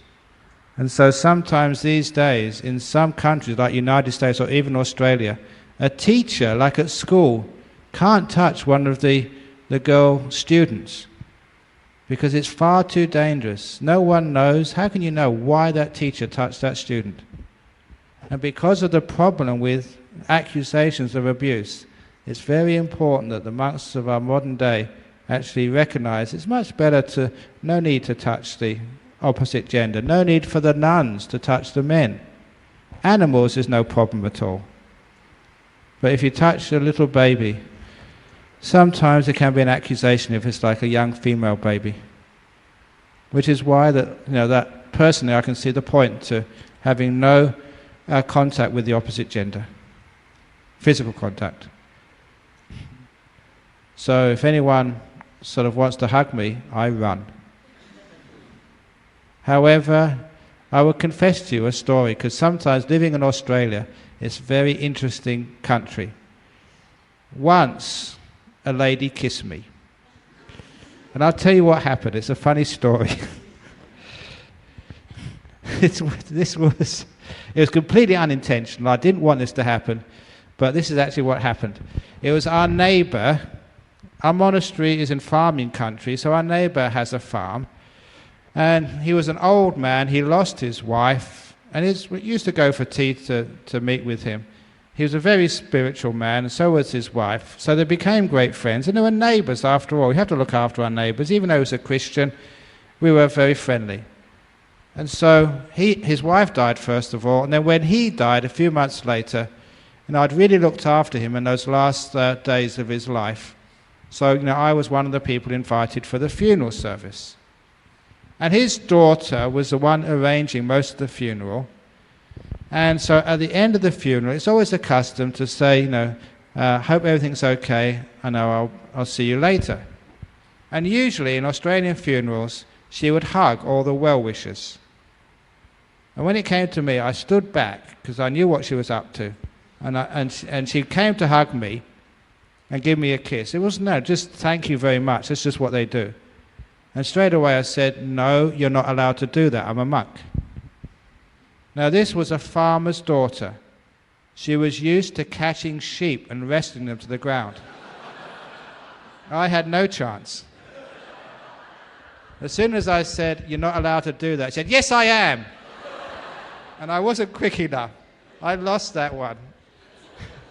So I freely admit that I sort of lost that one, but there was no intention, so no rules are broken there. She was just too quick for me. A farmer's daughter used to catching sheep. That's the only time that happened. Great fun in the West. Canon 8 precept. Oh yeah, I've done that one already. Next question here. Is it possible to seek help from devas and nagas to help in the progress of our meditation?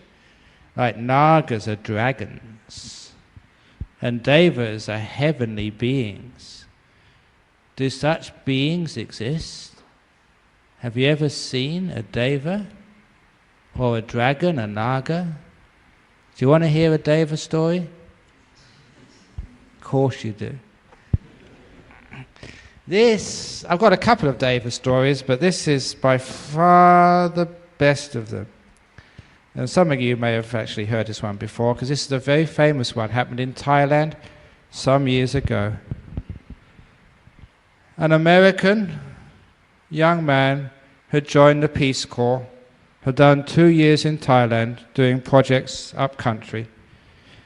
And having done those projects, he got interested in Buddhism, because Buddhism is so strong in Thailand and affects many parts of people's lives. So after finishing his Peace Corps work, he thought he'd become a monk. Because in Thailand, he'd become a monk for a short time, if you like. If you don't like, he could always leave. And it was a good time in his life, because he finished the Peace Corps before he went home to America. Let's give being a monk a chance, see what it's like. So he was staying at a cheap hotel in Bangkok. And how do you become a monk? So, like many people staying in a hotel, he asked the concierge, look, I'm really interested in Buddhism. I want to become a monk. Any idea how you become a monk? And the concierge, because he'd been around, he said, there is one monastery in Bangkok where there's often have Westerners becoming monks. It's called Wat Bawon. And that's actually the abbot. The abbot is still the Sangha of Thailand. In that time, I think he was just the abbot of that monastery. So quite a few years ago. So he said, Wat Bawon is the place for you. And what you should do is take some food, go early in the morning, and you'll see the monks come out on alms round. Put some food in one of the monks' bowls and ask them, can I be a monk? He knew a little bit of Thai, because he'd been there for a while. And so he thought, a great idea. So he got up really early in the morning, got some food, took a taxi, and the taxi dropped him outside Wat Bawon. But he got the time badly wrong. It was very early in the morning, no one was around, and the place was all locked up. So he walked up and down for a few minutes, wondering what to do, when a Thai man came up to him and asked him, what are you doing this time of the morning outside this temple? And he said, look, I want to become a monk. And I got some food. The concierge at this hotel said, this is what I'm supposed to do, but it's all locked up. And the man said, yeah, of course it is. The monks aren't going to come out for a couple of hours. But look, never mind, said the man. I've got the keys. I'll take you inside. So the man opened the gate and took this young American inside. And he opened the door of the main temple in Wat Bawon. Now this is the king's temple. When the king of Thailand became a monk, that was where he was ordained. When the crown prince took temporary ordination, that main building was where he was ordained to. It's a royal temple where kings become ordained. So he took him inside, turned on the lights, and then he gave him a tour around the temple, because on these Thai temples they have all these murals on the walls. And even I sometimes look at those murals and try to figure out what they mean, because there's stories from the Jatakas and other stories from the Dhammapada commentaries, and sometimes there's stories from Thai history. But this man, this guide, was so informative about all these paintings on the wall, and not just what they represented. He even knew about their history, who painted them, and why. Because somebody's father died, and they decided to make merit and make this mural and share the karma with their dead father. He was such a source of great information about the paintings in the Uposatha hall, the ordination hall of Wat Bawon. And the time flew past until the man had completed his tour around the temple. He said, look, the monks will be coming out in 5 minutes. You stand over there, go out the gate, stand over there. The monks will come out. You put arms round. There'll be a monk coming out sort of a little bit later. He's one of the senior monks. He's the one to put food in and say that I want to be a monk. So he went to stand and wait for this monk while the Thai man turned off the lights and locked the gates. And sure enough, 5 minutes later, this monk came out. He put food in the bowl, asked to become a monk. Yeah, you wait here. When I come back from arms round, I'll take you inside and start you on the process of becoming a monk. So he did that. I mean, you had to learn a lot of things to become a monk. Chanting, how to wear your robes, what to say at the ceremony, and the basic rules of Vinaya, the precepts for a monk. But this American got a bit frustrated because the man chosen to teach him was not very good at English. And so one day he sort of complained. He said, look, isn't there another monk in this monastery who speaks better English to explain these things to me? And they said, actually, this is the best guy we have. And the American said, what about that temple attendant I saw on the first day, the one who let me in the door and told me where to stand? And the monk said, what temple attendant? The guy who had the keys for this gate. Keys for that gate? I know that gate myself because I was in Thailand for 9 years. That is the royal gate. Only members of the Thai royal family are allowed to go through that gate. No layman has got the key, nor have they got the key to that temple. They can't even turn the lights on in that place. The monks took him immediately to the abbot, Somdet Jnana Sangwara. He's now the Sangharaj of Thailand, although very, very old and sick. And he started recounting his story, and the abbot stopped him. Called for his secretary, start again. He wanted to write this down, because there is no layperson with those keys. You can't go through that royal gate. It's only open when the king or the crown prince comes to visit. For those of you who know, it's right opposite Mahamakut bookshop. And only the monks have the keys for the Uposatha hall.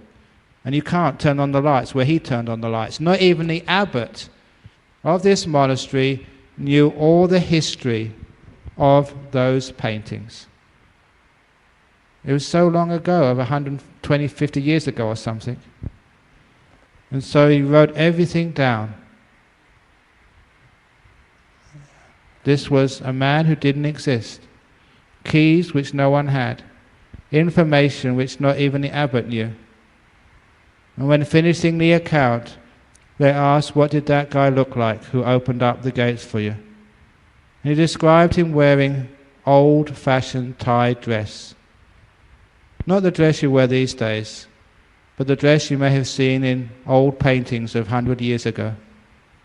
But what did his face look like? Now it's so hard to describe someone's face. So he was trying to figure out, he got a nose, 2 eyes, he was trying to figure out what to say, and he was looking around. It was him. He saw the picture on the wall. That was the guy. The reason I had the picture on the wall in the office of the abbot of Wat Bawan, because that was one of the people who sponsored that building, King Mongkut, who died over 100 years ago. That is a true story, recorded in the history of that monastery. Checked, I remember telling that story to the Thai ambassador of Singapore some years ago. He said, yeah, I know that story too, it's gone around. An American monk, or would-be monk, was assisted by an old king of Thailand who died many years ago. A deva, a heavenly being, just like you see in the old stories, who'd seen a young man with the aspiration to do something good, shut outside of a monastery early in the morning. He decided to give him a hand, to help him on those first steps to become a monk. That's what devas do. They will help you if there's any difficulty with you becoming a monk or a nun, but they will not help you if you want to go to the casino.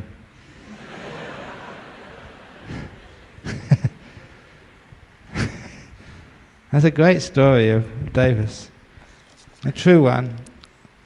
And these are not sort of beings who wear wings or, just a wispy sort of things you see in your meditation or dream about when you're half asleep.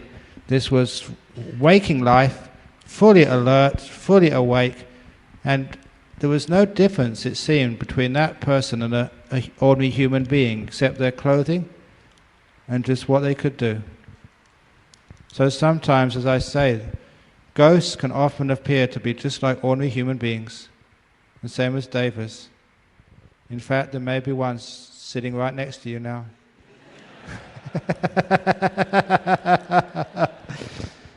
Okay, that's a deva story. Okay, better go through questions quick. If we can concentrate well watching TV and studying for exams, should we be able to concentrate well on the breath as well? Anyhow, I don't find it quite true. No, because that you have incentive to watch the movie, because you want to find out, what happens in the end. You have incentive to watch the football, because you want to find out who's going to win. You have incentive to do the examinations. You've got to give yourself incentive to watch the breath. And if you give yourself some incentive, it's important to you to learn meditation, then you will do it. Which is why, like, people with cancer usually do very well in meditation simply because they're desperate. So if you thought maybe you have cancer, then maybe you could meditate well.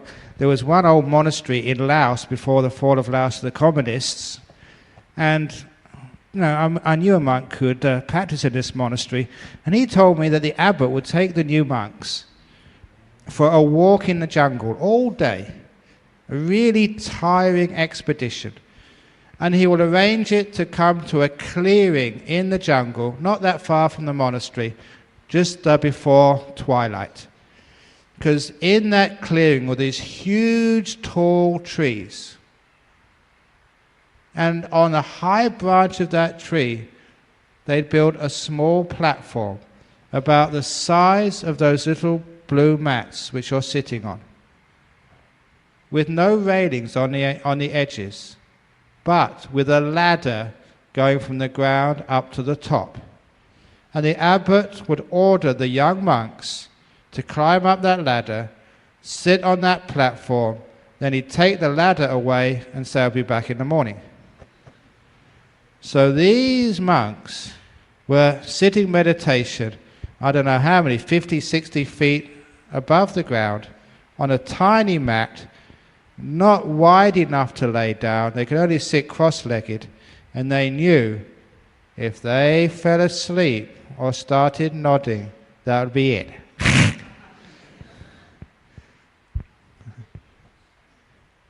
I never heard of any monks who died. Perhaps they covered that up. But many monks got into deep meditation. Why? Because they had to. Otherwise it was death. So because of that, there was a lot of incentive to meditate. So this is actually, when you learn about meditation and you can train on the breath, it's very easy to do your exams. But if you've got to train on something like the breath first of all, then you know the ins and outs of concentration. Next question, when can I transfer samatha to vipassana? What is the qualification? This is the old question of the difference between samatha meditation and vipassana meditation. And I mentioned this, I think, at the beginning. One day, Mr. Samatha and Mrs. Vipassana decided to go for a walk. Mr. Samatha, he said, "I want to go up on top of the hill because it's so peaceful and calm up there." Mrs. Vipassana said, "That's a good idea because I want to go up for the view. And I like sort of scenic views." So the two of them went up together up the hill. Mr. Samatha went up there for the peace, Mrs. Vipassana went up there for the view. But they went up the same hill together. Because when they got to the top, Mr. Samatha, he enjoyed the peace. It was so calm up there. But he also enjoyed the view. And Mrs. Vipassana, when she reached the top, she looked at the gorgeous, beautiful view. But she also enjoyed the peace. The reason is peace and the view coexist on the top of a mountain. And what that simile means is if you're practicing samatha or calm, you will at the same time be practicing vipassana or insight. If you're practicing insight, you will also be practicing calm. Ajahn Brahm many times says the same as the front of a hand and the back of the hand. Now you can all see the back of the hand, but I assure you the front is just on the other side. There it is. Now you can't see the back, but the back is there. You can't have the front of a hand without a back of a hand. He said that's just like insight and calm. You may be looking at insight, but calm is right behind. You may be thinking you're practicing calm, but insight is right behind. The two of them always go together according to Ajahn Brahm. And for those of you who still don't believe this, usually most people who practice insight sometimes call it satipatthana practice. And people who practice calm call it usually anapana, mindfulness on the breath. And I don't know how many of you have read these things for yourself, but if you look in the Anapanasati Sutra of the Buddha, you will see not only in the Anapanasati Sutra of the Majjhima Nikaya, but also in the Anapanasati Samyutta, 2 places, the Buddha says, anybody who practices Anapanasati, mindfulness of the breath, according to the Buddha's way, also fulfills the 4 satipatthanas. So there the Buddha is saying, if you do Anapanasati, just mindfulness on the breath, you are also fulfilling the satipatthana practice. If you don't believe me, I can go to the library tomorrow, get the book out and show you. It's there, black and white. So there's no difference there. So you don't turn from one practice to another. You just carry on practicing. That's why that sometimes Anapanasati means mindfulness of the breath. Some of you who sit too long and get aches and pains, it's not called Anapanasati, it's called Anapanasati. Mindfulness along with pain, and that's not what the Buddha taught. So do not do Anapanasati, Anapanasati. A mindfulness, if you can't do Anapanasati, then I'll teach you mindfulness of the breath instead. If you can't think, isn't that the same? Of course it is. If you can't do mindfulness of the breath, I'll teach you metta meditation. If you can't do metta meditation, I'll teach you loving kindness. These are all the same. It's all ways of quietening the mind, becoming more mindful, more peaceful, more alert, more still. But we just approach it from different angles, that's all. As a Buddhist, what should we do when out of a sudden our friends are being possessed by evil spirits, or when we ourselves face this issue? You've got to be very careful these days. I said this last time I was in Penang, especially this time of the year, probably even tonight, you'll find many people possessed by evil spirits. I said that the worst of these is a very, very dangerous ghost. This ghost is prevalent in our modern age throughout the world. I've seen this ghost. This is not fantasy. I've seen this ghost possess people. And it makes them do strange things. Their face is contorted. And they don't speak like they normally do. They don't. They speak in a very, very strange way. And they do weird, dangerous things. Isn't this what a possession is? They're not like their normal selves. They speak in a weird way, do strange things. It's called a bottle ghost. It's a very, very dangerous ghost, the bottle ghost. The bottle ghost lives in bottles of whiskey and beer and wine. When you take out the top and start drinking it, you get possessed by the bottle ghost. And it makes you say strange things and speak in a weird way and do. You can't even walk straight when you're possessed by the bottle ghost. You understand what I mean? Yeah, you're drunk. And it's supposed to be Christmas holiday time now, soon New Year. There'll be many people in Penang outside there who are completely possessed by the bottle ghost. Isn't that why we call whiskey spirits? So that's what I mean by being possessed by a spirit. In my whole life, I've only ever seen one person who I reckon was possessed by a spirit. Very, very, very, very rare. So you have got hardly anything to worry about. There's much more chance of you being struck by lightning than being actually worried about being possessed by a spirit. And especially those of you who keep 5 precepts, you have got nothing to worry about. You are invulnerable. How to know I am in the first jhana? If I can ask that question, am I in the first jhana, then you are not. If you want more information, you can read my book, Mindfulness, Bliss and Beyond, in the back. Will meditation help ease injury sustained during accident? Will it help in controlling anger? If yes, isn't Is it done the same way? Forgive me for always falling asleep when attempting to meditate. I will try harder. Please don't try harder. Don't try at all. Be at peace. Stop all this trying business. That's why you're falling asleep. Because you've tried so much in the past, you are tired. Make peace, not war. You know, I used to be a child of the 60s. You know, I used to go around with your two fingers up. Make peace, not war. Make peace, not war. I haven't changed, but it's a different type of peace. Make peace in your heart. Don't make war with yourselves. Don't make war with your sloth and torpor. Otherwise, it will continue. Make peace with it. Just be at peace with it. Enjoy it for a little while longer, and then it will disappear. And then you'll have peace left. And it does ease injury, because once you get still and peaceful, you get a natural healing in the body. Actually, I did promise many people that I would talk about this. It's happened many, many, many times when I've been teaching retreats, that in interviews people have come along and said they got a lot of heat or jerking in their body, or sometimes their body contorts and they're meditating in a very strange way. At first I didn't really understand what was going on, but now I understand perfectly what's going on.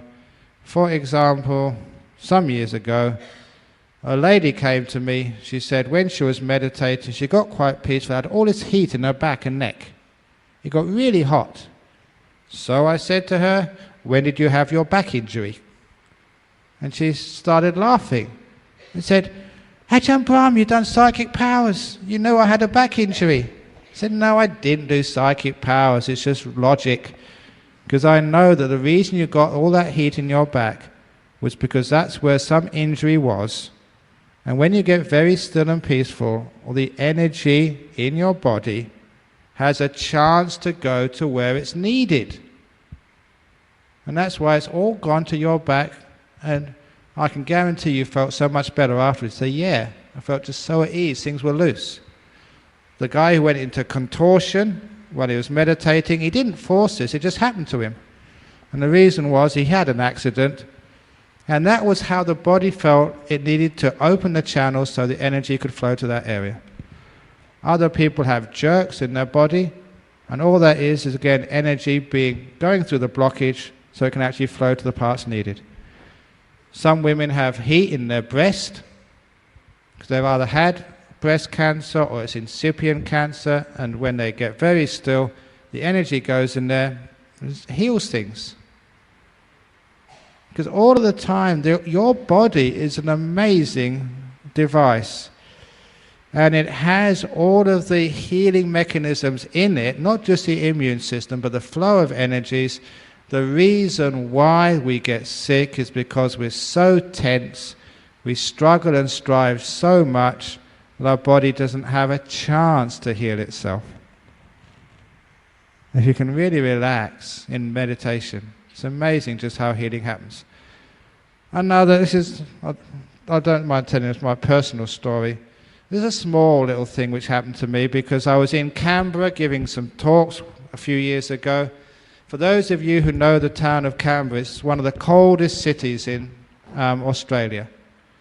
So I was there for a few days. After a couple of days, I caught a terrible cold. And when you've got a cold, you know, your eyes are dripping, your nose is dripping, you keep on sneezing, you keep on coughing. And my host decided that morning to take me on to another monastery a long way out of Canberra. We were there all day. I felt terrible. I wanted to get back, have a rest, at least have a shower. But the monks in that monastery kept me there. They wouldn't let me go. They had all these ceremonies. I was very upset because by the time I got to the venue where the talk was to be held, I had 10 minutes before the talk started. And I felt terrible. Not only did I have a cold, but I was exhausted from traveling all day. But, you know, nevertheless, all these people had come to listen to me, so I tried my best to give a talk. It was one of the worst talks I could ever give, because you try to get to start, and then you sneeze, and then you'd cough, and you could never actually keep a train of thought because your eyes and your nose was dribbling into the microphone. It was disgusting. But I tried, and after about 25 minutes, I said, look, this is silly. let's do some meditation for half an hour. So we all meditated for half an hour. They had to. And after half an hour, I gave my talk. Without a cough, without a sneeze, nothing dribbling. And people afterwards said they weren't listening to the talk. They were waiting for the cough or the sneeze, which never came. They thought, wow, it's amazing. Because they saw me with a cold, and in half an hour there was no cold. It's amazing what you can do with meditation, because I really had to, because there's too many people who come to listen to the talk. This is what you can do. May I know which mind is still, may I know while mind is still and breathe is subtle, can I switch to contemplate 32 parts of organs or continue to watch the breath? Sadhu. Now don't go switching here and switching there. Just stay with what you're doing. If it's peaceful, don't spoil it. So sometimes people want to contemplate all sorts of things. You should contemplate peace. Contemplate stillness. Enjoy the peace while it's there in meditation. Don't make it complicated. Dear Ajahn, I am a Buddhist, do a lot of dana to Sangha, read a lot of Dharma books and sutta study, listen to teachings, even attend retreat, but I could not control my emotion. Sometimes aversion and anger arises. I shout to others. I know this may hurt others' feelings and create bad karma, but I could not manage to control my emotion. May I know how and what I should do to improve this aspect? Yeah, I know there's some people who practice Buddhism, and sometimes they practice so hard, that's why they get so angry, because they're not practicing properly. When you struggle, and I'm going to control my breath, I'm going to control my emotions, I'm going to control my mind, I'm going to control... If you are a control freak, you don't know what Buddhism is. Do not be control freak. If you are a control freak, that's where anger comes from.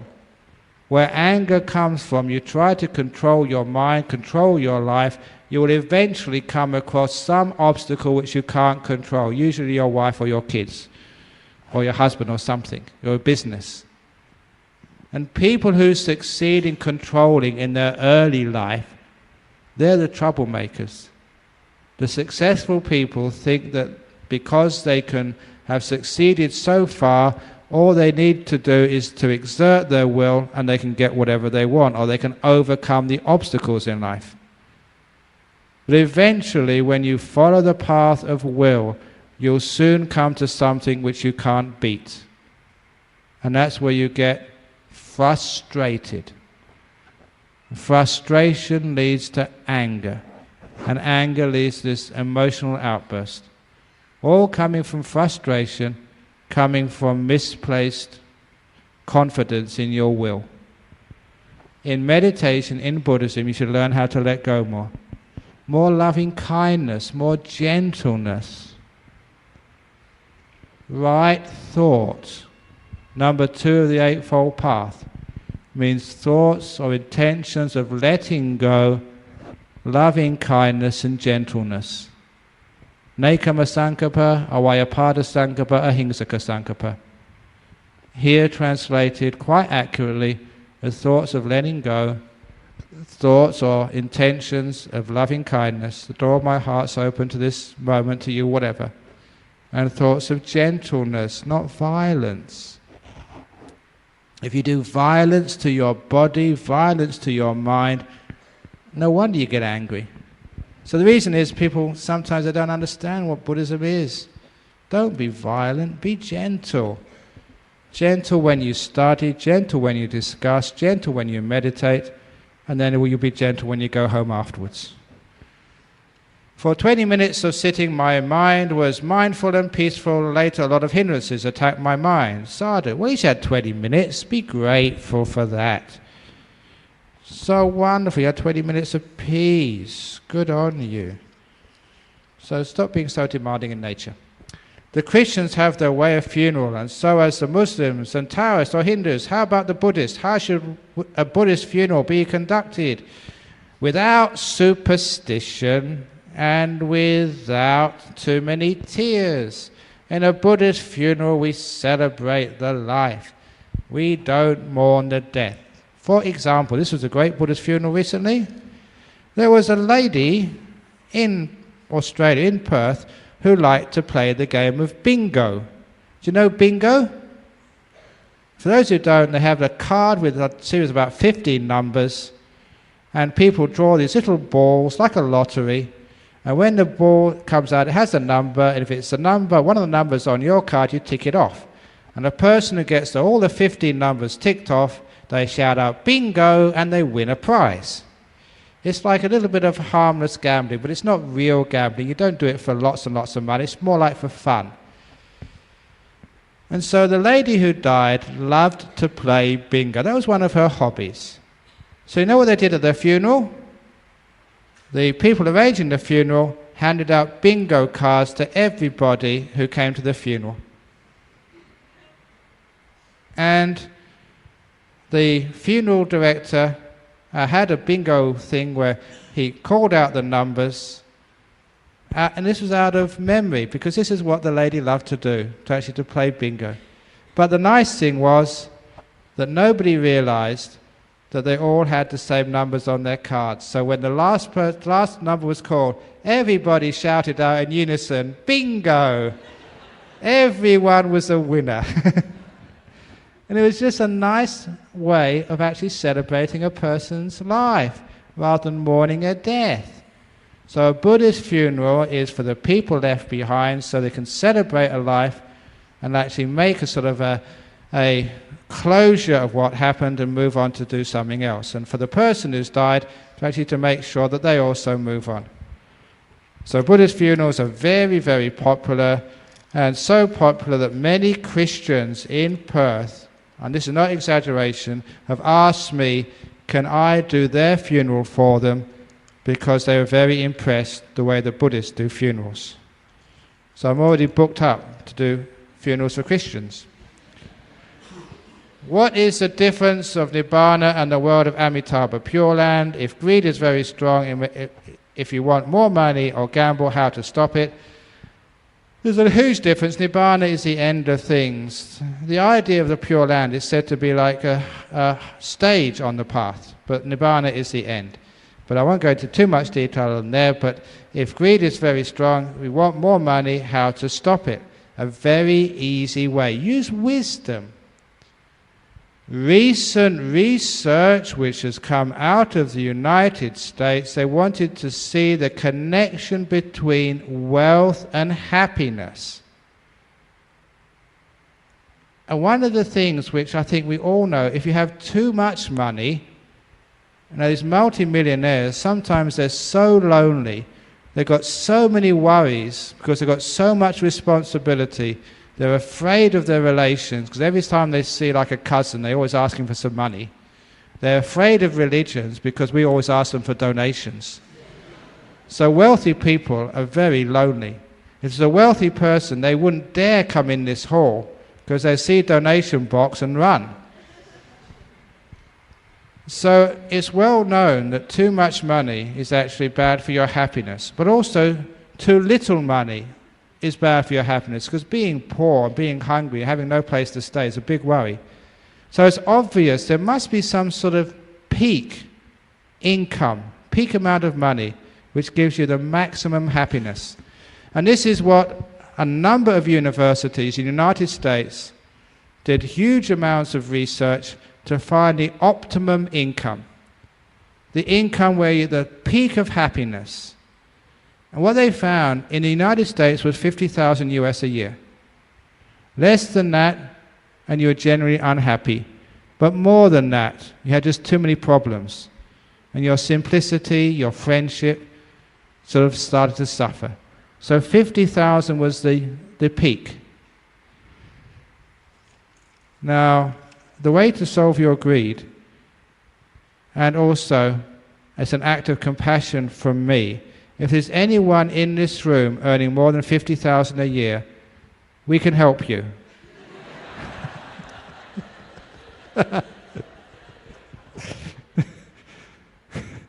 Donation box over there, we can lessen your problem for you. out of compassion for you. So that's only a joke. I said that in Perth when I first read the research. It didn't work at all. But nevertheless, it's a nice thing to know, and I think you can understand there's a truth to that. Too much money, too many possessions, and you're not happy anymore. There is a middle way. So you find that middle way, and that means don't be too greedy. More money doesn't make you more happy. Understand that, and your greed is just average, and it is conducive to happiness, not conducive to too many heart attacks. So that's the talk this evening.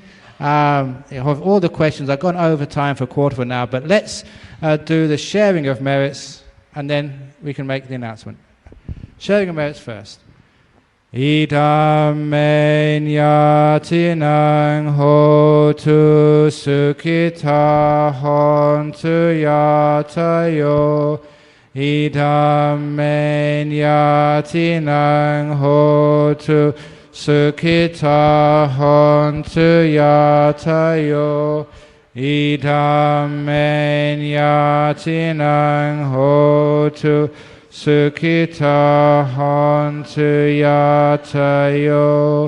Sadhu, sadhu, sadhu. Okay, and tomorrow night the talk is on, is it Buddhism and science? Or The Buddha and science. the Buddha and science. So those of you who want to understand the relationship between science and religion, that's coming up tomorrow night. See you there. Okay, brothers and sisters in the Dhamma, we have good news for you. Ajahn Brahm's latest book, Mindfulness, Bliss and Beyond, is now available. But unfortunately, we have very limited copies.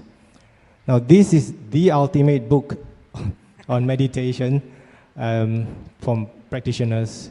But anyway, it starts with, it has the beginning for basis for instructions, right up to how to develop your mindfulness and the jhanas and beyond. Now, this book has been made available to us at a discount because of Ajahn Brahm. This book is a gem, it's priceless, but you can purchase it. It will be at 60 ringgit, but if you would wish to pay more for the book, you are most welcome.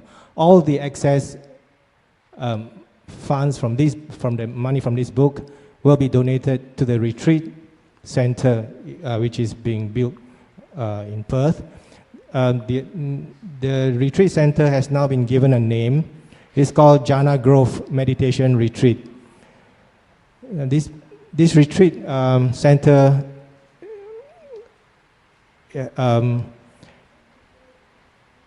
will be built when the construction to be the construction March actually. Yes, the construction will start on March. The funds raised so far we are about two-thirds from what is needed. So if you would like to contribute to the center, the construction of the cost of the center, there are donation boxes at the back.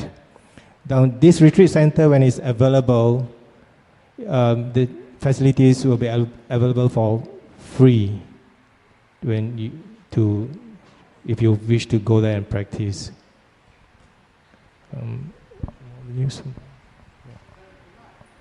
Yeah. Good night. Merry Christmas. Yes.